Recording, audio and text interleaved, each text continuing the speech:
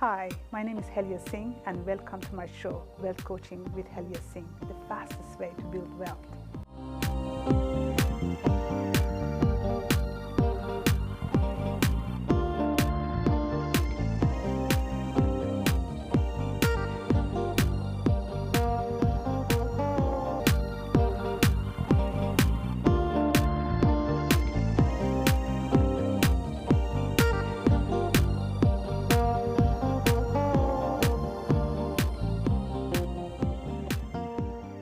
There are three pillars to success: patience, passion, and persistence.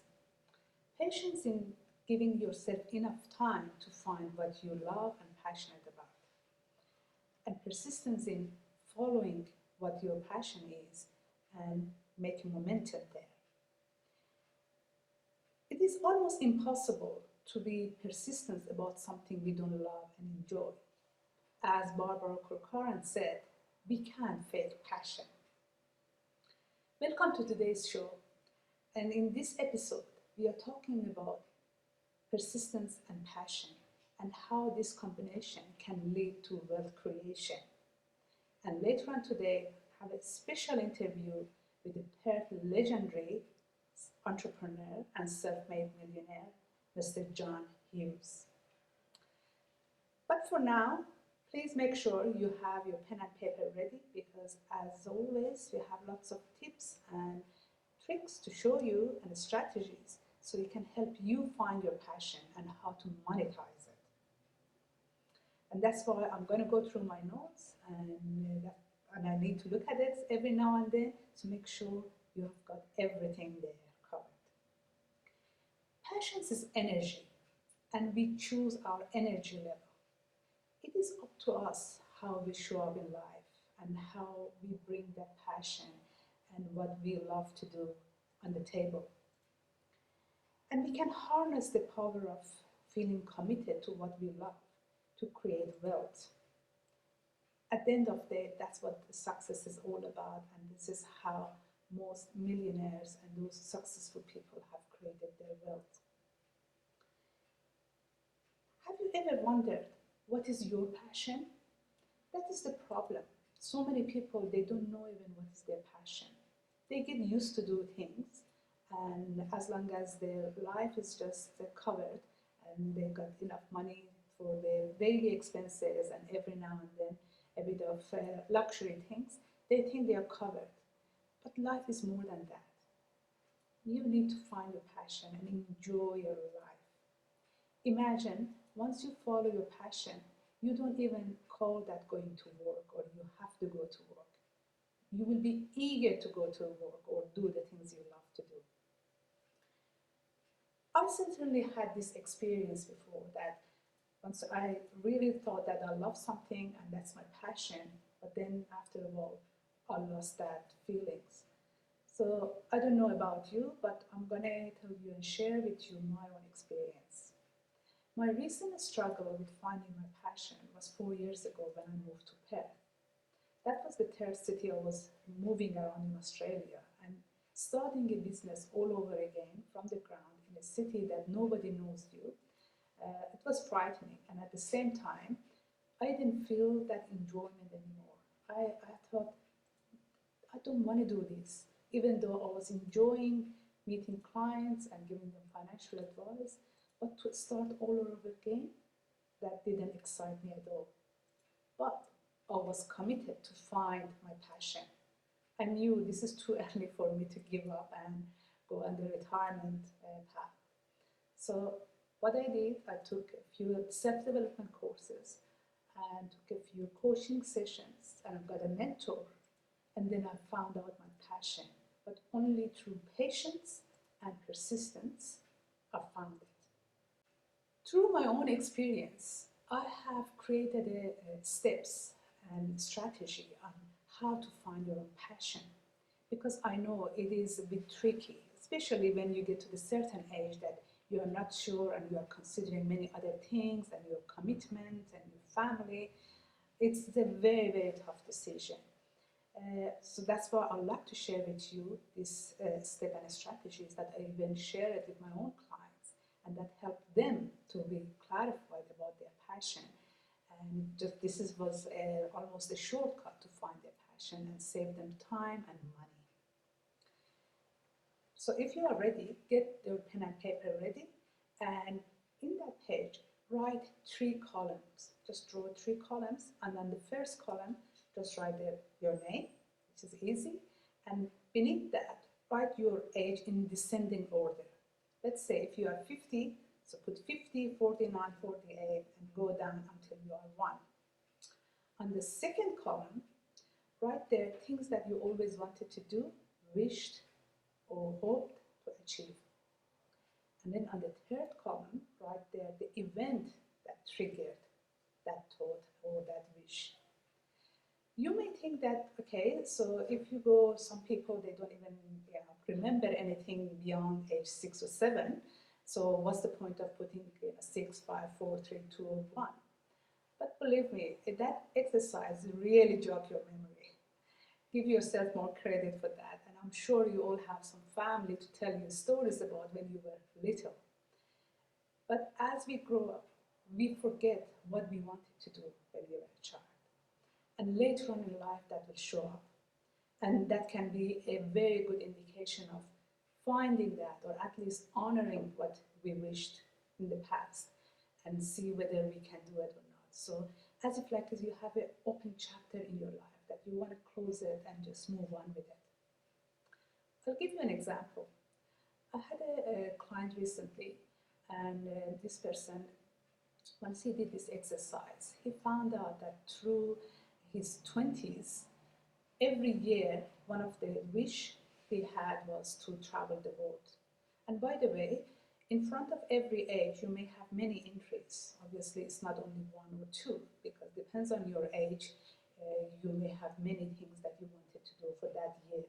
So, and it is fine. So that's why give yourself enough space to write them down. And this person had this wish was coming up in his 20s, that to travel the world. But because he was studying medical degree during his 20s, he never got a chance to do it. And then he realized that lack of fulfillment in his life was because there was something that he always wanted to do, but he couldn't get around it. And now he realized that, okay, how about if he do it now? So what he did, he decided to do was, he took a year off from the hospital, and now he got about 10 short contracts in different destinations that he wanted to go and see. And not only he is traveling to go see those places, he get to live there, experience the life and culture, food, and even work there. He sent me a message every 2 weeks as a report on his progress. And now, almost through half of his journey, he's already a changed man. He is a very happy man with a clear purpose, passion, and clarity. So at least one of the things you will get from this exercise is, from the first column, is that you get to do your own bucket list. You know, we all have a bucket list, that things we always wanted to do. And you go through it and see that there are many of them you already ticked them, so you already done them. That's going to give you a sense of accomplishment and achievement, and that really boosts the confidence. So let's say if you always wanted to learn how to ride a bicycle and you never get around to do it when you were young, if you are 40 years old and you finally did it, I'm sure that is a very, very good feeling. By the way, that was my own experience. So that sense of accomplishment and knowing that what things you wanted to do. And in there, so again, you will find the pattern of things that's just coming up, what you always wanted to do or you're interested to learn. You may not be good at something, but you always wanted to learn something. And in the last column, which is a very, very vital information, the trigger point, what made you think there? So that's why when you go to the early stage of your life, which is, let's say, for the first 5 years, you may not have such a great memory of things you wanted to do. Perhaps it was just your highest wish was to get ice cream or extra lollies, which is fine. But maybe there was some trigger point happening in your life, such as divorce, moving, migration, things like that. This can have a very big effect on your life and how you decide your life according to that.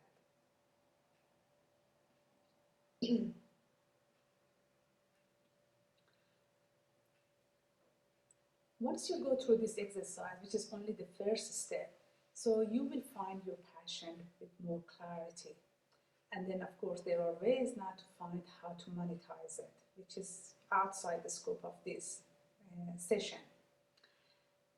So without further ado, I'm going to bring you to my interview with Mr. John Hughes. John Hughes wasn't born into money, so it's very, very fair to say that his wealth and his success wasn't served to him on a silver platter.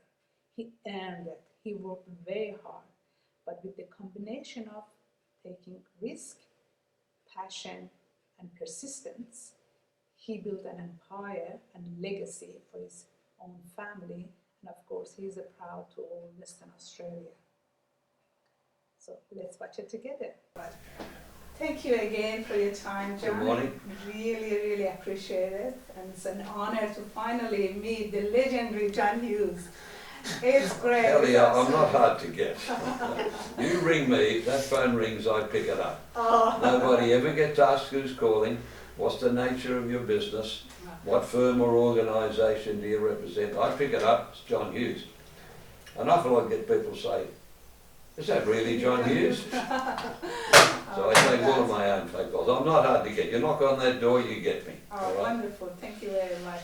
So is it okay, I'll ask you a few questions for our viewers? Sure. Wonderful. Just want to know, John, is it always you wanted to become a car dealer? Or is No.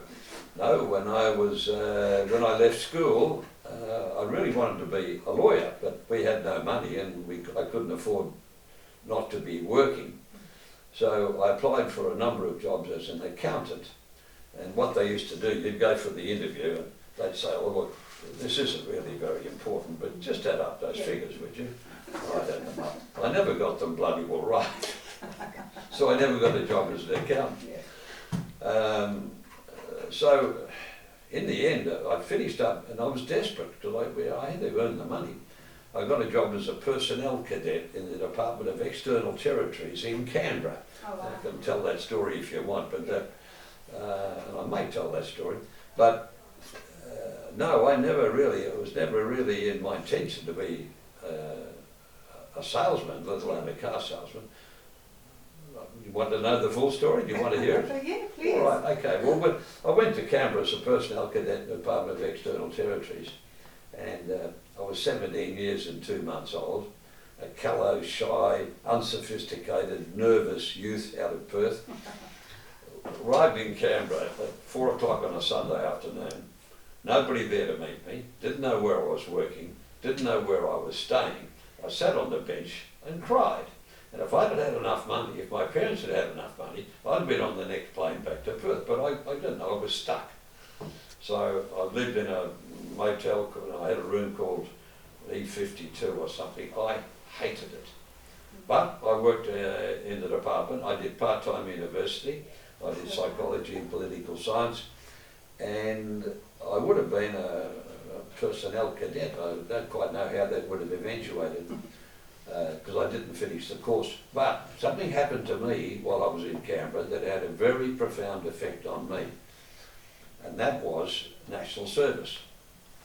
And they didn't quite know where to put me because I was a boy from Perth living in Canberra. Where did I go? They sent me to a place called Puckapunya, which is just outside of Melbourne, to do national service for 3 months. So I went in January and I came out 3 months later as a man. Now, I went to school at Christian Brothers College in Fremantle and I got disciplined there. I was a good boy and I still got the strap. They used to have the strap in those days. So I got disciplined from 2 sources, Christian Brothers and National Service, and I applied to myself ever since then, and I applied to all of my staff. So, following on my career path, I came back in the middle of the following year, and I saw advertised in the paper, and I had to get a job. I saw advertised in the paper, a small ad, wanted clerk, Atwood Motors, Stirling Street, Perth. So I'm a Fremantle boy, I didn't know much. I get over the bridge and I see this wonderful showroom with all new cars, and I was very excited. I said, I'm here for the job, and they said, oh son, the job's not here, it's 300 yards down the road. It was an old ex-horse stable they were using as a panel beating shop. Now you have an accident in your car, they'll take off the part and put a new one on. In the old days they banged, and it was noisy and dusty and dirty. And I did that for 6 months. Came the end of the year, and jobs were becoming a little more available, and I got offered a job as an assistant accountant in a firm. And when I told Atwood's I was leaving, here's the start of being a salesman. They said, how would you like to be a cadet salesperson? And I was pretty excited. I thought I'd get a new car to drive when I was 19 and a half or something. So I go down there. And I was the clerk on the floor. And I talked to customers as they came in. I'd arrange the delivery of the new cars, getting them prepared. And that was my start, to be involved in the car business as a salesperson. And at a very early time in that, I started to get fascinated with used cars. I'd go into the used car yard department at lunchtime, and I'd sit in the cars that are long gone now, and I just loved it. My father was a mechanic, so maybe somewhere there's a bit of oil in my blood. I don't know why, because I've never changed a tyre in my life. I don't know anything about, or very little about how a car works. But I got fascinated, and that was the start. Oh wow. Wow. So is it fair to say it was your passion you found? Yes. You stumbled up into Yes, passion? it took a while to develop into a passion, but it's an overwhelming passion now. I started in time. I was running a very large used car organisation for a company called, well, it was part of Atwood Motors. And then I was early 30s, had just gotten married, borrowed the deposit on the house. I had no money, but I used to wake up in the mornings, 3 or 4 o'clock, regularly, with a knot in my stomach.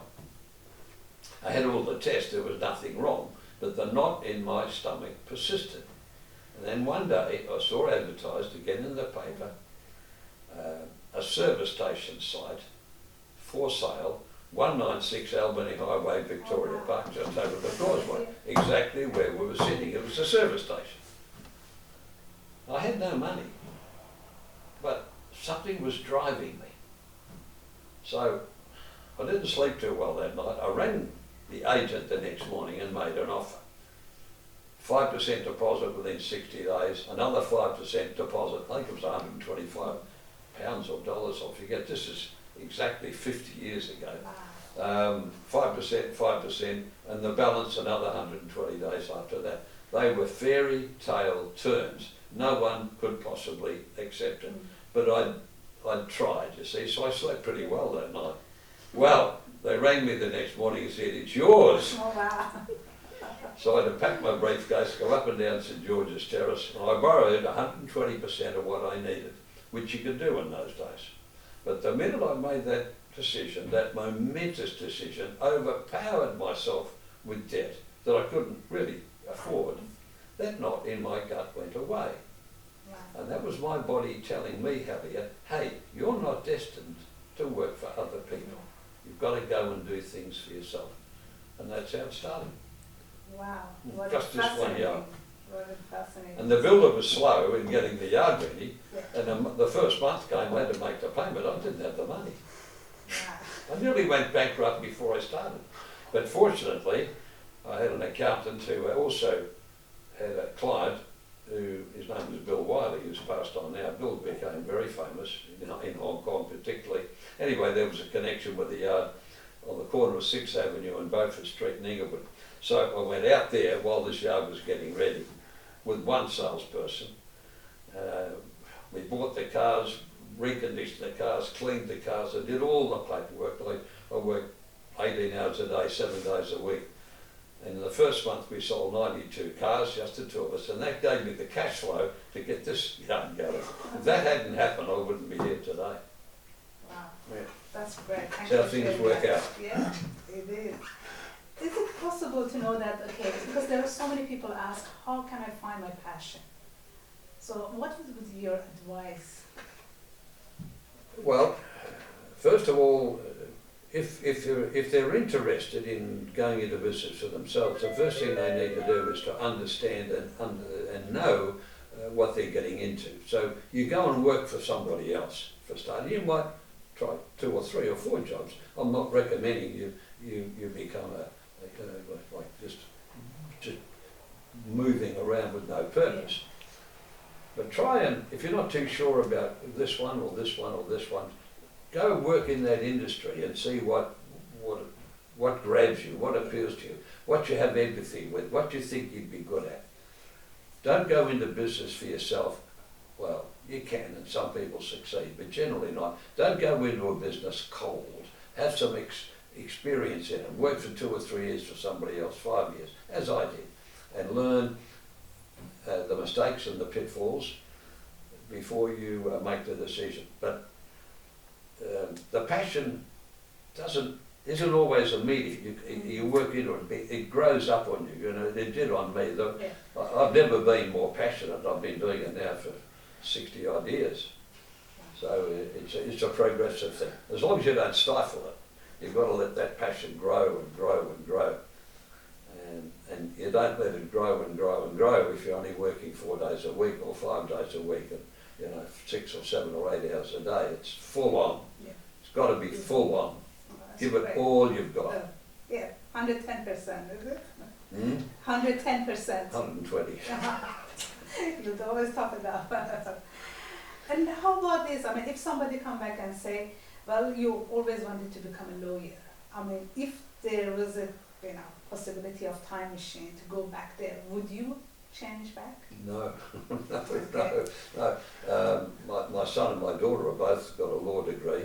My daughter practiced for 18 months in litigation, which she hated and had bored it, so that was the end of that. My son got a law degree and never practiced. Well, I understand, or may be incorrect, that about 50% of the people who get a law degree don't actually practice law.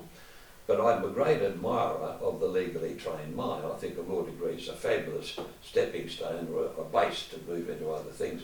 But no, if I could wind the clock back to when I was 18, 19 or 20, and say, John, is there anything else you'd rather be doing? Genuinely, and I mean this, no, there isn't. Could I have done it better? Oh yes. Should I have eliminated a lot of the mistakes that I made? Absolutely. Because I nearly went bankrupt in the early 80s. And there's advice to people that are going into business or people that are in business. What I did wrong, and what I strongly recommend people do not do, is what I did. I expanded too quickly and I delegated too loosely. I took my eye off the ball. I lost the plot for a year, I got carried away, I was swanning around and I nearly went under. I lost everything. All I did was hold my house. I lost everything. I had to go back and start all over again. Yeah. And that got me back here in 1969 when I started here again. But I had a couple of years where I had to do, if you're a Catholic, you believe in purgatory. I think it was, well, I had 2 years of purgatory. Okay. But I had to do it to rehabilitate myself. So, advice to people in business, don't expand too quickly and don't delegate too loosely. Often you're better off staying within these 4 walls, whatever it is, and concentrate all your energies and efforts into that. The minute you start disseminating your focus too far around, then you'll find it's the law of diminishing returns. Golden balls, very much. Thank you. Wow, I'm sure our viewers are going to be stomached by all this great advice from you. This is something that every business person needs to know. Well, yeah, look, people who go into business, generally, if they don't succeed, it's generally for one or a number of reasons. Number one, they don't quite know what they're doing. As I said before, you've got to have background in the industry, with few exceptions, but really you do. That's the first thing. Second thing, that they go in undercapitalised, because you don't make any money for 6 or 12 months. You don't. And the third thing is they don't get correct accounting advice. They get confused between turnover and bottom line profit. I do a bit of mentoring for people. I don't seek it out. They ring me and I spend an hour with them on a Saturday afternoon. And it's unbelievable. They like, how many are you selling? These. Okay, what are you getting on? What's your bottom line? What's your cost? Oh, well, what are your overheads? What's your bottom line? You know, but I'm selling X number and I'm making Y gross. I mean, that's terrific. Yeah, well, what about all the rest of it? Exactly. It's quite amazing, actually. It's unbelievable how some people, they're too naive. They need to get experience before they go into business for themselves. Very well true. So, and obviously the education, the value of the education all along the way, it's very critical to any business success. Yeah. Thank you very much, John. Now the last thing, if let's say, I mean obviously you don't need to work here, so you work all your life and you don't need the money. It's not work. It's not work. Yes, that's it. It's not work. It's more than a hobby. People, it's just a hobby. Hobby is something you play with. Yeah. This is not a hobby. This is full on. Look, I don't race horses. I don't play golf. I don't play bridge. I don't play bowls. I haven't got a property at Margaret River. I don't go fishing. I don't drink with the boys. The thought of gardening would fill me with dread. It's family. Yeah. And it's work. Now, the important thing is too, a lot of people used to ask me, Mr. Hughes, how do you balance your family and your business life? This is very important.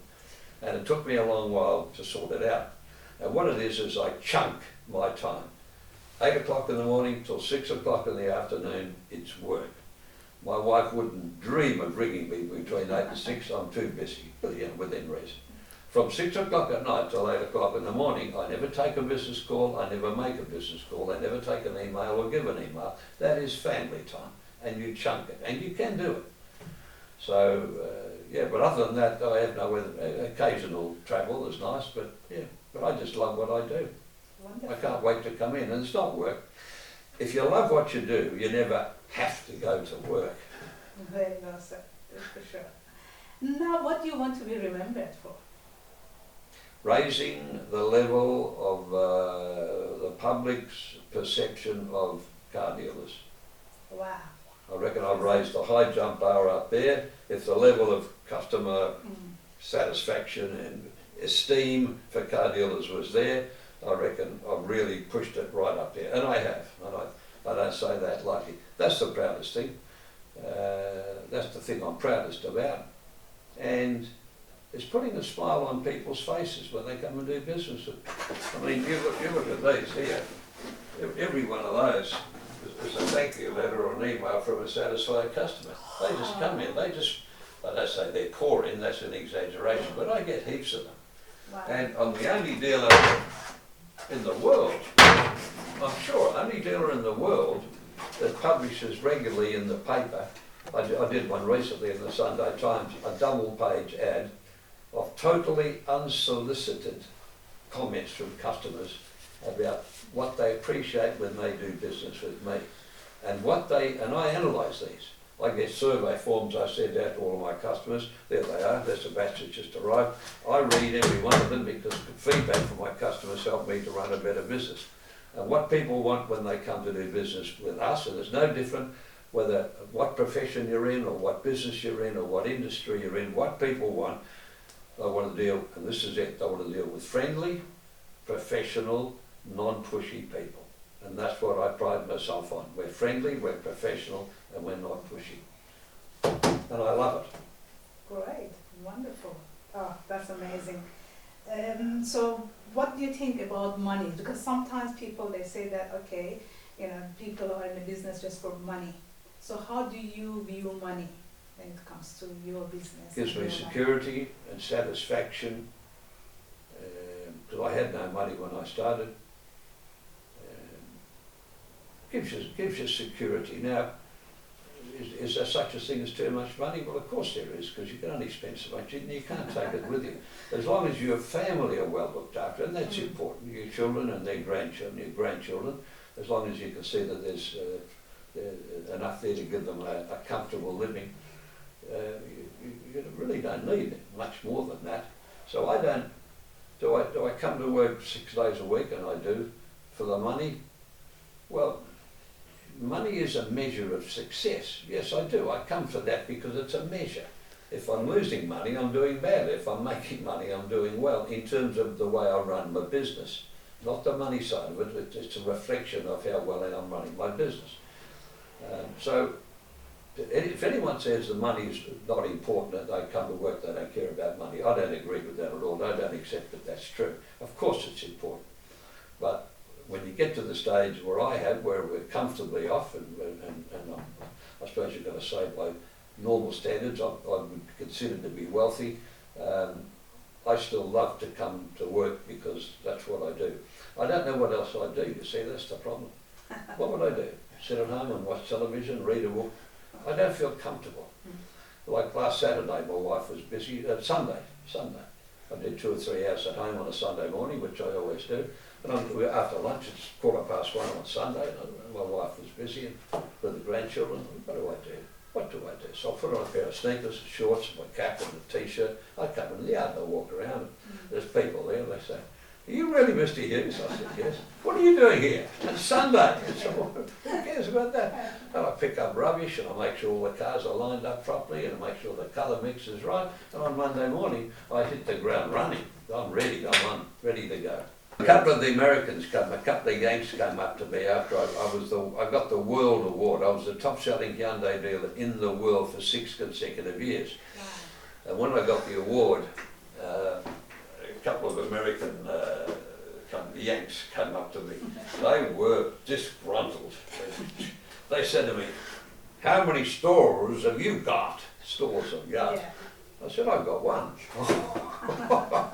They slunk away. They couldn't believe it. They had 6 or 7 or 8. They still didn't sell as many as I did. Yeah, that was a big moment, I got to tell you. That was 2012. Yeah, 2012. That's Chairman Monku up there. He owns Hyundai and Kia. He came across with his entourage to present me with a trophy. Oh, they all lined up here. It was like as I was the President of the United States with the Queen of England all coming around here. They line up, and through his interpreter, he invited me to spend a week on his luxurious yacht or boat in Korea. He doesn't speak a word of English. I mean, imagine me my wife and I spending a week on a boat and the guy does. So I very respectfully declined. No, thank you.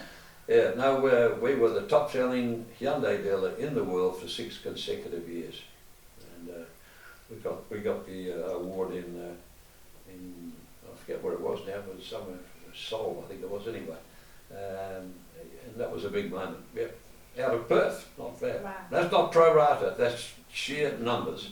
Wow.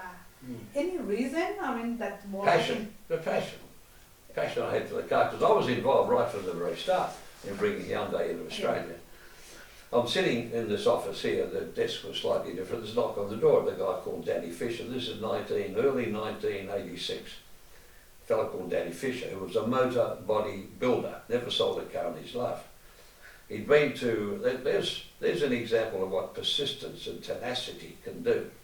He'd been to Korea 6 or 8 times, knocking on the door of Hyundai. We didn't know how to pronounce it. Hyundai, Hyundai, how do you pronounce it? Korea, where's that? South Korea. And finally, I was supposed to get rid of him. They said, "Well, get a big financial brother and you can have the franchise for the whole of Australia." So he walked up and down St George's Terrace knocking on doors. Nobody wanted to know anything about it until he went to Alan Bond's office. And Alan said, "You get John Hughes involved and I'll do it."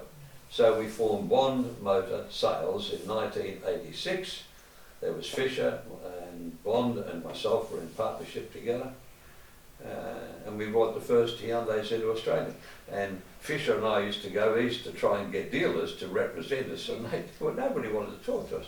Hyundai, how do you pronounce it? Korea? No, we don't. So they were tough early days. And Alan was going through financial difficulties, and often we had cars ready on the wharf, ready to come to Fremantle. We didn't have enough money to pay for the bill of lading. Wow. So they were tough times. Wow. So that's how Hyundai started here in 1986. Great. Amazing. Yes, it's passion and persistence. Wow. When these two combine, nothing can stop. Hard to beat passion and persistence. In fact, that's unbeatable. Very true. Well, you are a true example of that. Thank you very much for sharing your story, and really appreciate your time. Thank you very much. Thank you. All the best. Thank you. Wow, this was a true honor to meet John Hughes. As you could see, he's so generous with his time and his passion, and share it with the especially young people to tell them about how they can achieve things in their life and become more successful. So there were definitely some golden words there, so that we will have to take it with us. And I personally like that part that he mentioned, not to expand too quickly, because there have been so many people have been telling me that why not to expand, because I've been doing this business and I've been, telling myself that, well, maybe this is the time to go and expand, exponentially. But the wise words from John is certainly reminded me just to be grounded and take my time before I take to that step. There is a common mistake that most people do, that they think that by becoming rich and famous, this is how they will find their passion. They got it backward. It's only through finding your passion you will become rich and famous. So that's why we need to learn to fall in love with the process, not just the prize.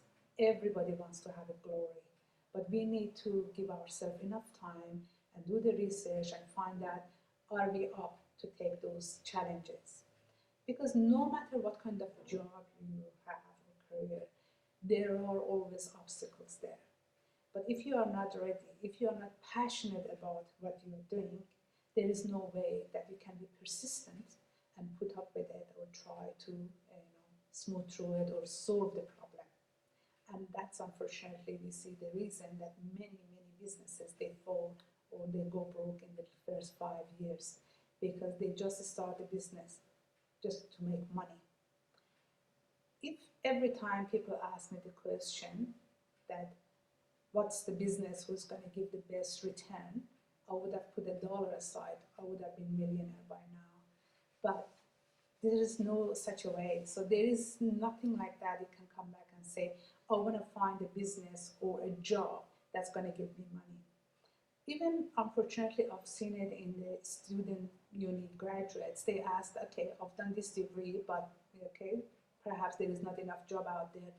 But what can I do to earn this much income? Doesn't matter what's the job. To me, that's a very sad question. This is out of desperation. And instead of that, they need to focus to what you really love to do and then try to work it out. And I promise you, you can then become the millionaire that you wish for. We live in an era that anything is possible. You just need to take the risk and put yourself out there and not to be afraid of being criticized and being ignored or even failing. You've heard John Hughes. Even he almost went bankrupt. But again, it's only through persistence and knowledge and passion he built up again. And now today he's got more than 50 years of legacy behind him with the success and wealth for his family and grandchildren.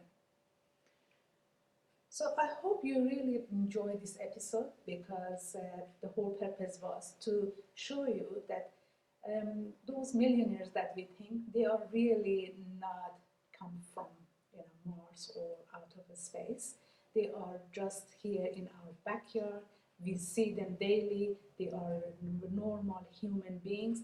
All they have different is just a passion, a burning desire within them to become successful. That's the only difference. So please like this video, share it with your friends. I would love to read your comments and feedbacks. And please take care of yourself. And until next episode, have a happy, healthy, wealthy life.